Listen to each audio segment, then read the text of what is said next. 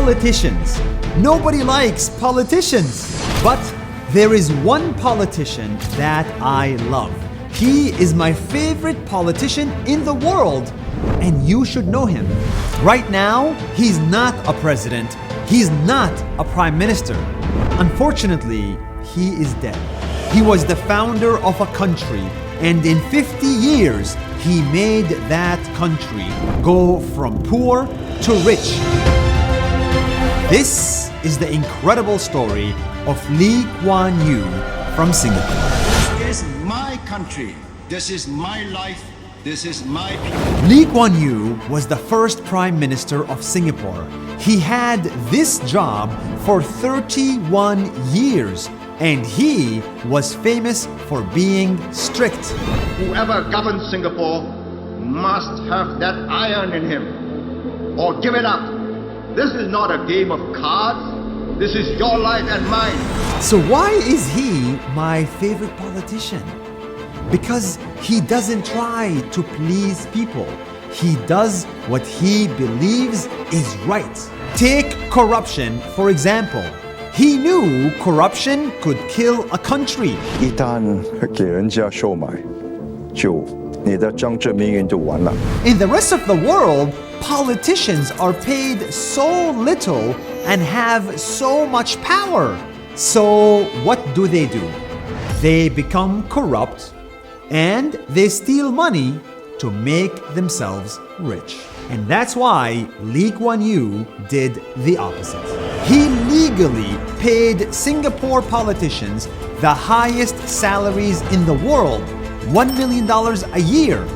This way, he can hire the best people in the country and make sure they help the country, not steal from it. Be realistic, get honest men, pay them adequately as near market rates, what they are earning as possible. That's why Singapore is the least corrupt country in Asia. Most people do not agree with this radical idea. We should not pay politicians $1 million. But you know what? Lee Kuan Yew did it, and he was right. He was also right about diversity. I say we gotta work with each other. No group can oppress the other. We work together. He knew that diversity can cause problems. In places like London, black people live here, white people live here, and Muslim people live here. This segregation is why we have racism, hate, and social unrest. So Lee Kuan Yew had another idea: force people of different backgrounds to live next to each other.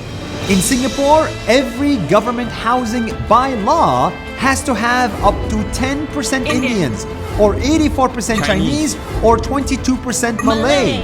This way, people are forced to become neighbors, become friends, become human to each other.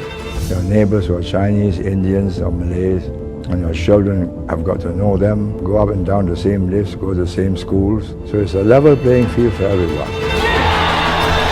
No other country would do this. Making houses based on race? Very unpopular. But Lee Kuan Yew did it.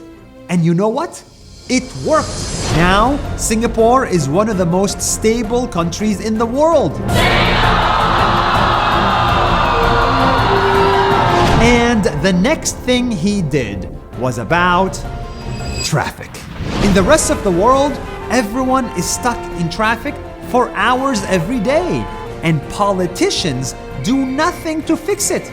But Lee Kuan Yew did something. He built a good metro system around the country, but then he put a hard limit on the number of cars in the country. They cannot have more than 1 million cars in Singapore. So for every car that comes on the road, one car has to get off the road. Less cars, less traffic. Which politician can do that? Well, he did. I ignore polling as a method of government. I think that shows a certain weakness of mind. Whichever way the wind blows, whichever way The media encourages the people to go, you follow. You're not a leader. Don't get me wrong. Singapore is not perfect. I live here. Singapore still has some corruption, it has some traffic, some unhappy people, and some laws are too strict. Even for me, it's not a utopia. But Lee Kuan Yew, as a politician, did something special. I spent a whole lifetime building this. And as long as I'm in charge, nobody's going to knock it down. He taught us that it's better to be right than popular. It's better to do what's hard than what's easy. It's better to lead than follow. And even from my sick bed, even if you are going to lower me into the grave and I feel that something is going wrong, I'll get up. Politician became a dirty word because most politicians do not have the courage to do what's hard. All it takes to change a nation is one leader with vision and courage. The government can give you that framework, but the people must have their will.